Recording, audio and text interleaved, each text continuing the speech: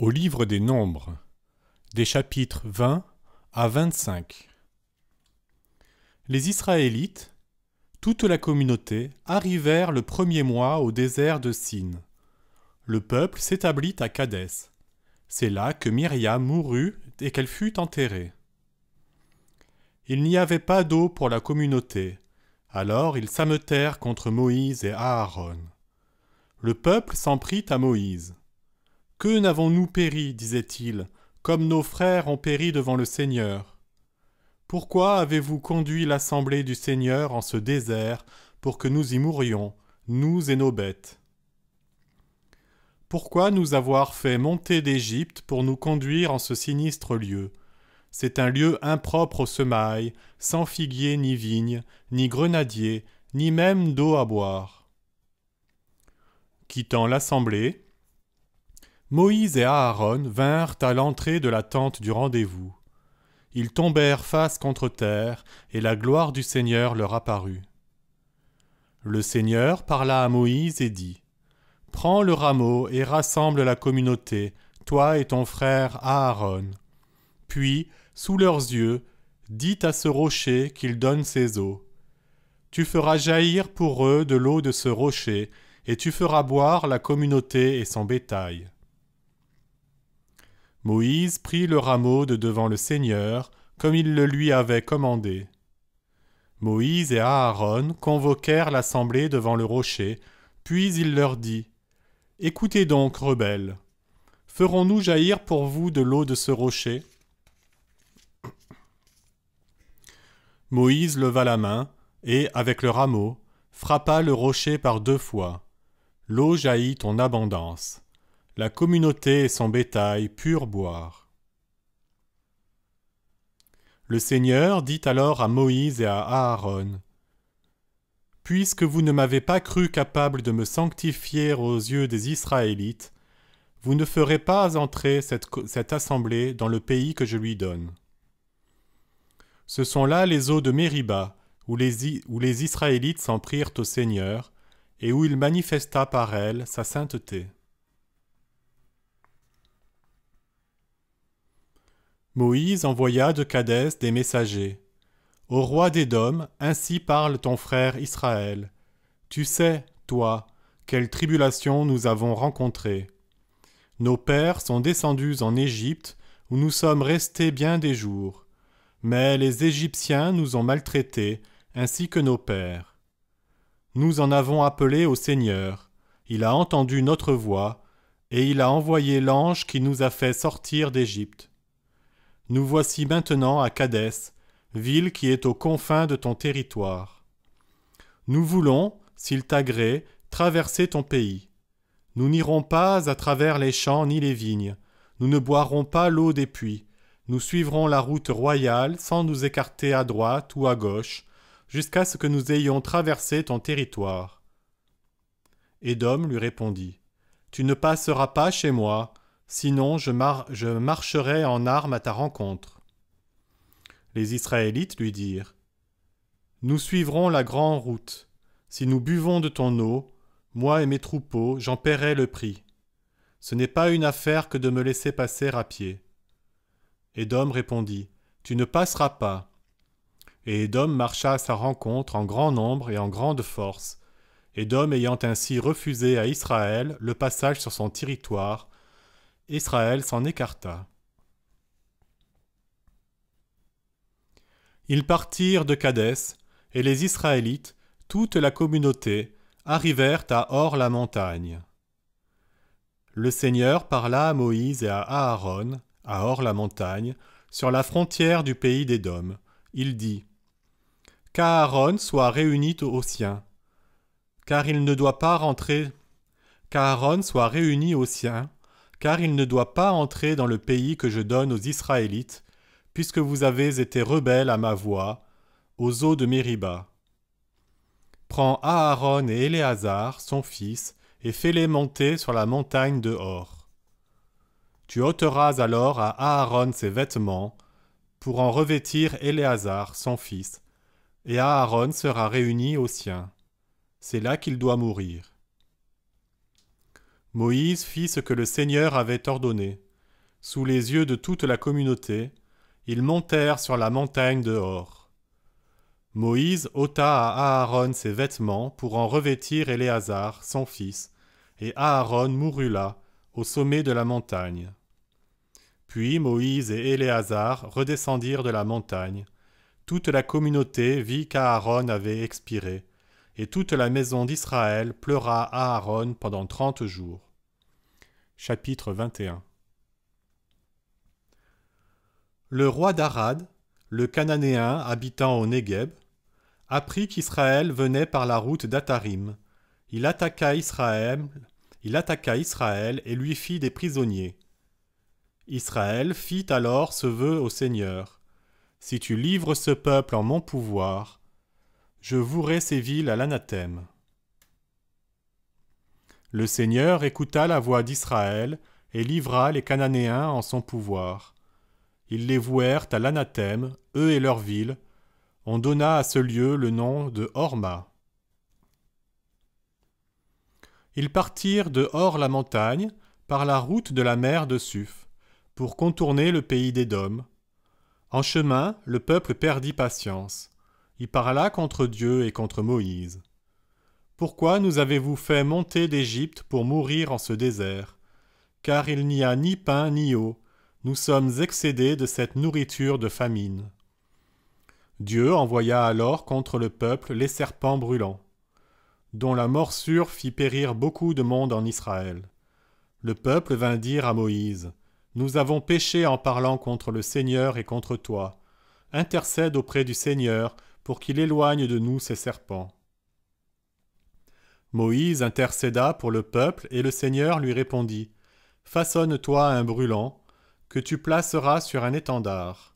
Quiconque aura été mordu et le regardera restera en vie. » Moïse façonna donc un serpent d'airain qu'il plaça sur l'étendard, et si un homme était mordu par quelque serpent, il regardait le serpent d'airain et restait en vie. Les Israélites partirent et campèrent à Oboth. Puis ils partirent d'Oboth et campèrent à Iye-à-Abarim, dans le désert qui confine à Moab, du côté du soleil levant. Ils partirent de là et campèrent dans le torrent de Zéred. Ils partirent de là et campèrent au-delà de l'Arnon. Ce torrent sortait dans le désert du pays des Amorites, car l'Arnon était à la frontière de Moab, entre les Moabites et les Amorites. Aussi est-il dit dans le livre des guerres du Seigneur.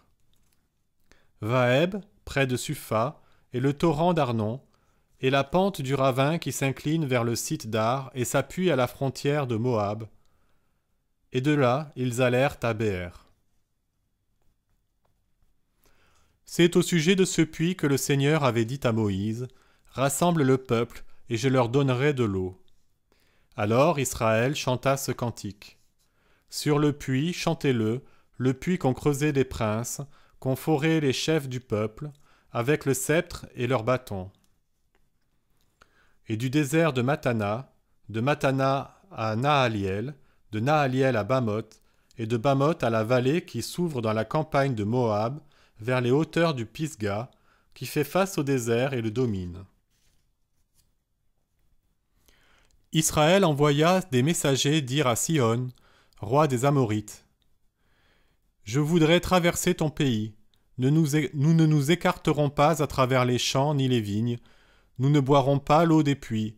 Nous suivrons la route royale jusqu'à ce que nous ayons traversé ton territoire. » Mais Sihon ne laissa pas Israël traverser son pays. Il rassembla tout son peuple, marcha dans le désert à la rencontre d'Israël et atteignit Yahas, où il livra bataille à Israël. Israël le frappa du tranchant de l'épée et conquit son pays, depuis l'Arnon jusqu'au Yabok, jusqu'au fils d'Amon, car Yazer se trouvait à la frontière ammonite.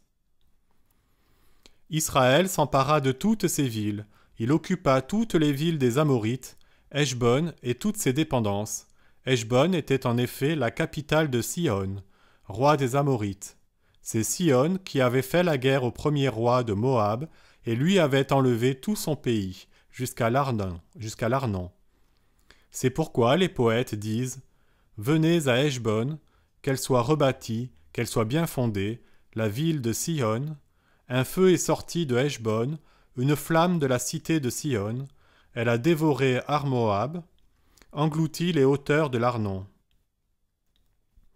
Malheur à toi, Moab, tu es perdu, peuple de Kémosh. Il fait de ses fils des fuyards et de ses filles des captives, du roi des Amorites, de Sion. Mais leur postérité a été détruite depuis Heshbon jusqu'à Dibon. Et nous avons mis le feu depuis Nopha jusqu'à Mebda. Israël s'établit dans le pays des Amorites. Moïse envoya espionner Yazer, et Israël l'apprit ainsi que ses dépendances. Il déposséda les Amorites qui y habitaient. Puis ils prirent la direction du Bashan, et ils y montèrent. Le roi du Bashan, Og, marcha à leur rencontre avec tout son peuple pour livrer bataille à Édrei. Le Seigneur dit à Moïse, « Ne crains pas, car j'ai livré en ton pouvoir, lui, tout son peuple et son pays. Tu le traiteras comme tu as traité Sihon, roi des Amorites, qui habitait à Heshbon. » Ils le bâtirent, lui, ses fils et son peuple, sans que personne n'en réchappât. Ils prirent possession de son pays. Chapitre 22. Puis les Israélites partirent et s'en allèrent camper dans les steppes de Moab, au-delà du Jourdain, vers Jéricho. Balak, fils de Sippor, vit tout ce qu'Israël avait fait aux Amorites. Moab fut pris de panique devant ce peuple, car il était fort nombreux. Moab eut peur des Israélites.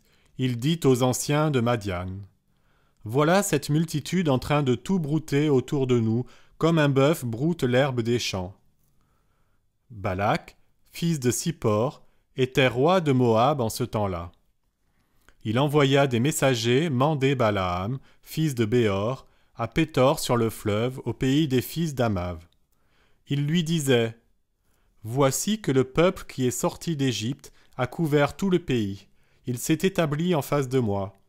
Viens donc, je te prie, et maudis-moi ce peuple, car il est plus puissant que moi.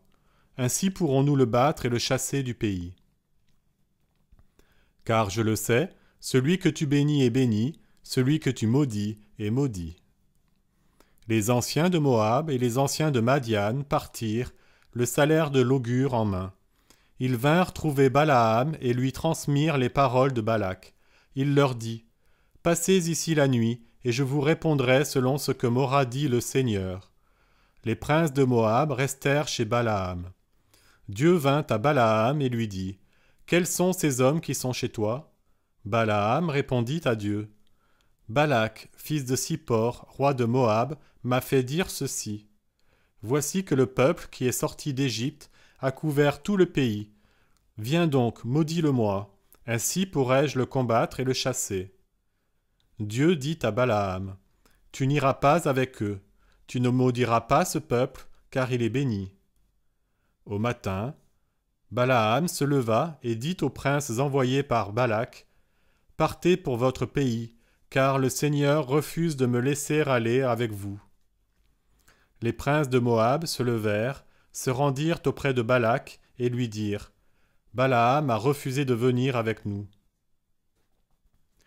Balak envoya de nouveau les princes, mais plus nombreux et plus considérés que les premiers. Ils se rendirent auprès de Balaam et lui dirent, « Ainsi a parlé Balak, fils de Sippor. Ne refuse pas, je te prie, de venir jusqu'à moi, car je t'accorderai les plus grands honneurs, et tout ce que tu me diras, je le ferai. Viens donc, et maudis-moi ce peuple. » Balaam fit aux envoyés de Balak cette réponse. « Quand Balak me donnerait plein sa maison d'argent et d'or, je ne pourrais transgresser l'ordre du Seigneur mon Dieu en aucune chose, petite ou grande. Maintenant, passez ici la nuit, vous aussi, et j'apprendrai ce que le Seigneur pourra me dire encore. » Dieu vint à Balaam pendant la nuit et lui dit, « Ces gens ne sont-ils pas venus t'appeler? Lève-toi, pars avec eux, mais tu ne feras que ce que je te dirai. » Au matin, Balaam se leva, sella son ânesse et partit avec les princes de Moab.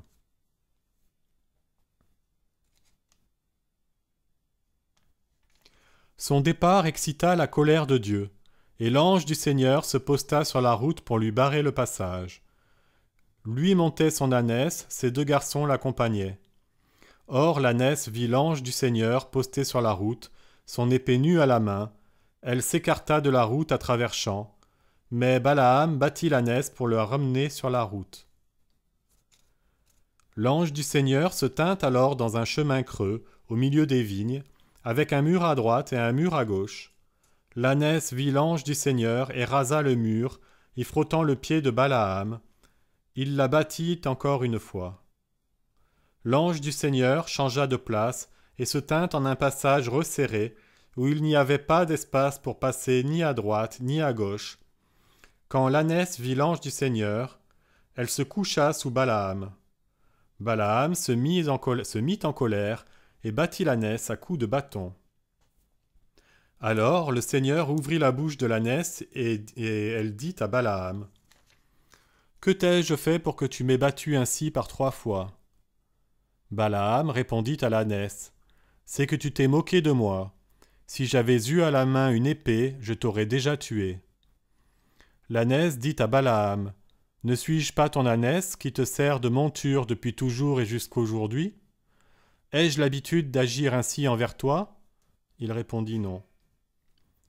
Alors le Seigneur ouvrit les yeux de Balaam, il vit l'ange du Seigneur posté sur la route, son épée nue à la main. Il s'inclina et se prosterna face contre terre. Et l'ange du Seigneur lui dit : « Pourquoi as-tu battu ainsi ton ânesse par 3 fois ? C'est moi qui étais venu te barrer le passage, car moi, présent, la route n'aboutit pas. L'ânesse m'a vu, et devant moi, elle s'est détournée par 3 fois.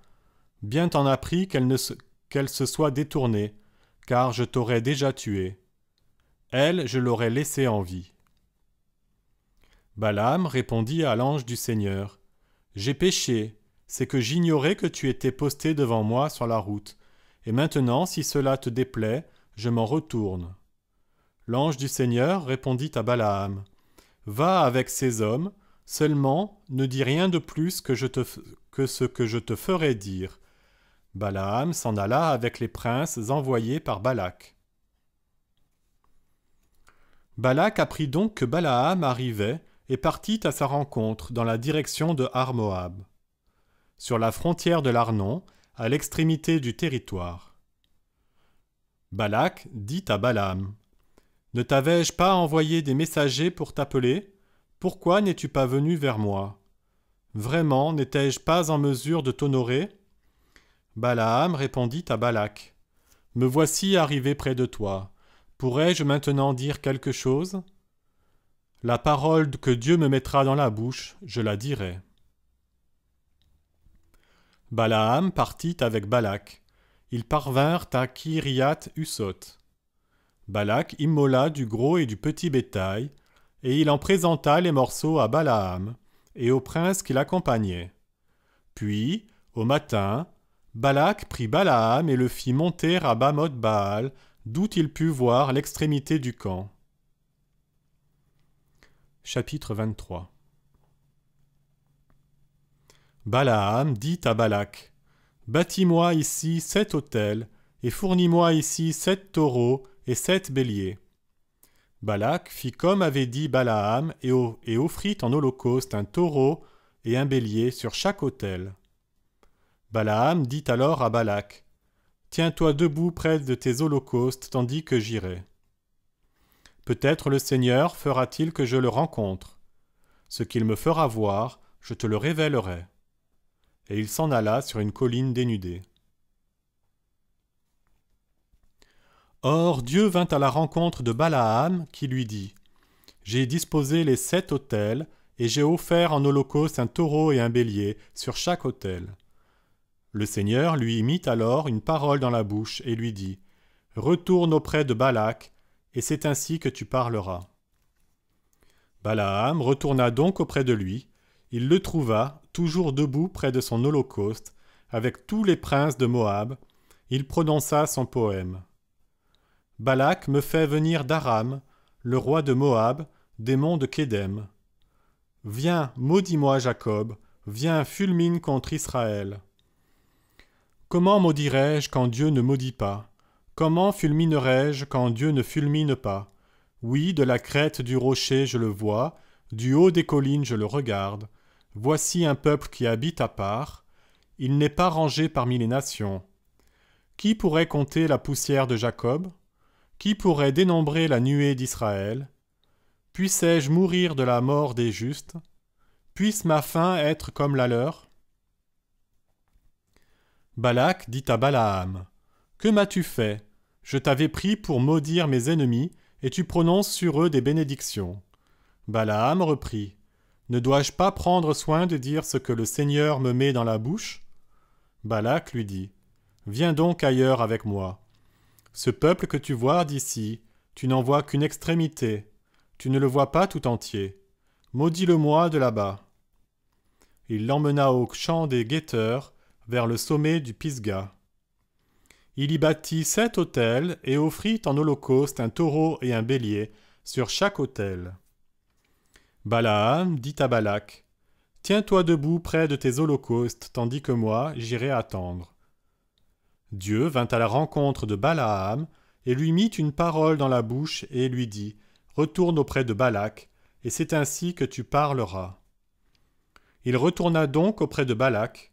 Il le trouva toujours debout près de ses holocaustes, avec tous les princes de Moab. « Qu'a dit le Seigneur ?» lui demanda Balak. Et Balaam prononça son poème. « Lève-toi, Balak, et écoute. Prête-moi l'oreille, fils de Sippor. Dieu n'est pas homme, pour qu'il mente, ni fils d'Adam, pour qu'il se rétracte. Est-ce lui qui dit et ne fait pas, qui parle et n'accomplit pas? J'ai reçu la charge d'une bénédiction. Je bénirai et je ne me reprendrai pas. Je n'ai pas aperçu de mal en Jacob, ni vu de souffrance en Israël. Le Seigneur son Dieu est avec lui. Chez lui retentit l'acclamation royale. Dieu le fait sortir d'Égypte, il est pour lui comme des cornes de buffle. Car il n'y a pas de présage contre Jacob, ni d'augure contre Israël. Alors même que l'on dit à Jacob et Israël, « Que fait donc Dieu ?» Voici qu'un peuple se dresse comme une lionne, qu'il surgit comme un lion. Il ne se couche pas qu'il n'ait dévoré sa proie, et bu le sang de ceux qu'il a tués.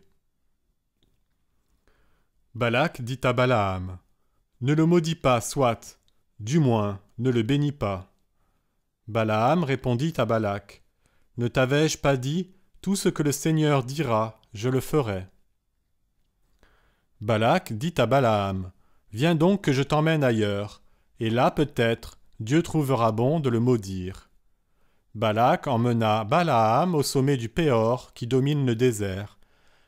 Balaam dit alors à Balak, « Bâtis-moi ici 7 autels et fournis-moi ici 7 taureaux et 7 béliers. » Balak fit comme avait dit Balaam et offrit en holocauste un taureau et un bélier sur chaque autel.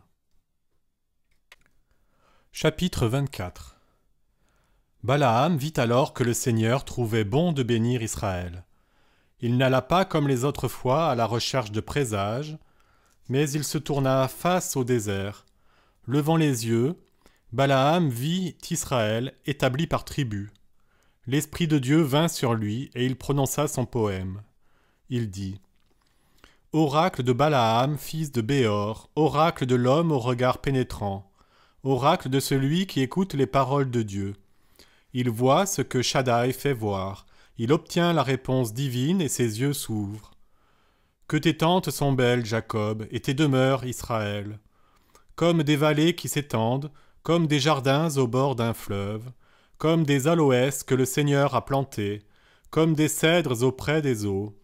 Un héros grandit dans sa descendance, il domine sur des peuples nombreux. Son roi est plus grand qu'Agag, sa royauté s'élève. Dieu le fait sortir d'Égypte, il est pour lui comme des cornes de buffle. Il dévore le cadavre de ses adversaires, il leur brise les os. Il s'est accroupi, il s'est couché, comme un lion, comme une lionne, qui le fera lever. Béni soit qui te bénit, et maudit qui te maudit. Balak se mit en colère contre Balaam. Il frappa des mains et dit à Balaam : « Je t'avais mandé pour maudire mes ennemis, et voilà que tu les bénis, et par 3 fois. Et maintenant déguerpis et va-t'en chez toi. J'avais dit que je te comblerais d'honneur. C'est le Seigneur qui t'en a privé. » Balaam répondit à Balak : « N'avais-je pas dit déjà à tes messagers, quand Balak me donnerait plein sa maison d'argent et d'or, je ne pourrais transgresser l'ordre du Seigneur et faire de moi-même ni bien ni mal. Ce que le Seigneur dira, c'est ce que je dirai. Maintenant que je pars chez les miens, viens, je vais t'aviser de ce que ce peuple fera à ton peuple dans la suite des temps. » Alors il prononça son poème, il dit : « Oracle de Balaam, fils de Béor, oracle de l'homme au regard pénétrant, oracle de celui qui écoute les paroles de Dieu, de celui qui sait la science du Très-Haut. Il voit ce que Shaddai fait voir, il obtient la réponse divine et ses yeux s'ouvrent. Je le vois, mais non pour maintenant, je l'aperçois, mais non de près, un astre issu de Jacob devient chef, un sceptre se lève, issu d'Israël. Il frappe les tempes de Moab et le crâne de tous les fils de Seth. Édom devient un pays conquis, Séhir. Israël déploie sa puissance, Jacob domine sur ses ennemis et fait périr les rescapés de Har.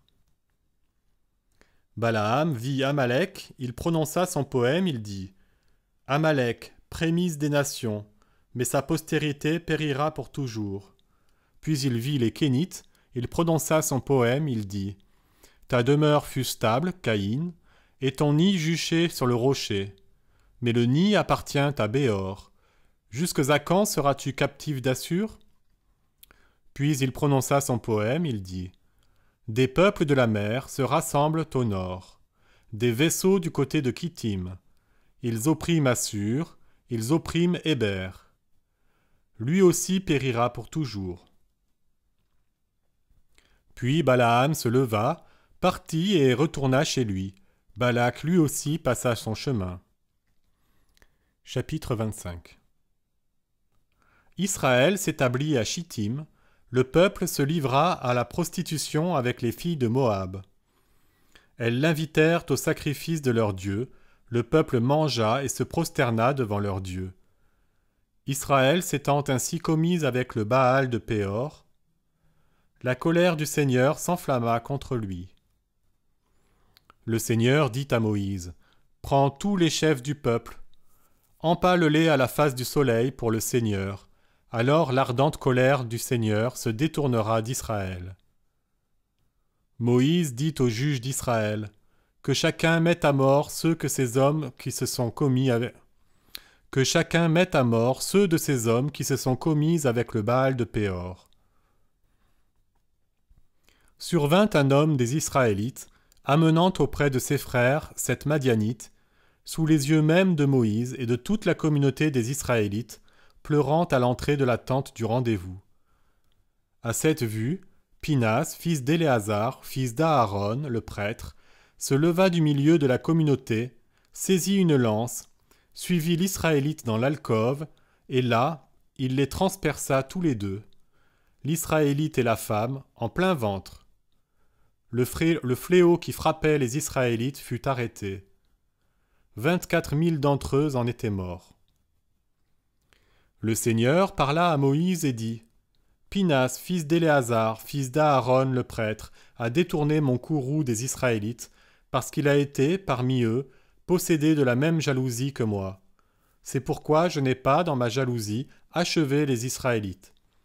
C'est pourquoi je dis : je lui accorde mon alliance de paix.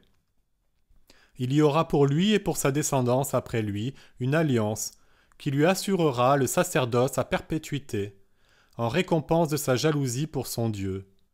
Il pourra accomplir le rite d'expiation sur les Israélites. » L'Israélite frappé, il avait été frappé avec la Madianite, se nommait Zimri, fils de Salu, prince d'une famille de Siméon. La femme, la Madianite, qui avait été frappée, se nommait Cosbi, fille de Sur, qui était chef d'un clan d'une famille en Madian.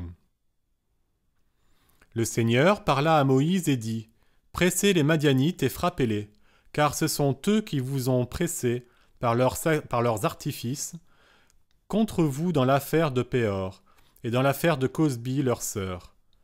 La fille d'un prince de Madian, celle qui fut frappée le jour du fléau survenu à cause de l'affaire de Péor. »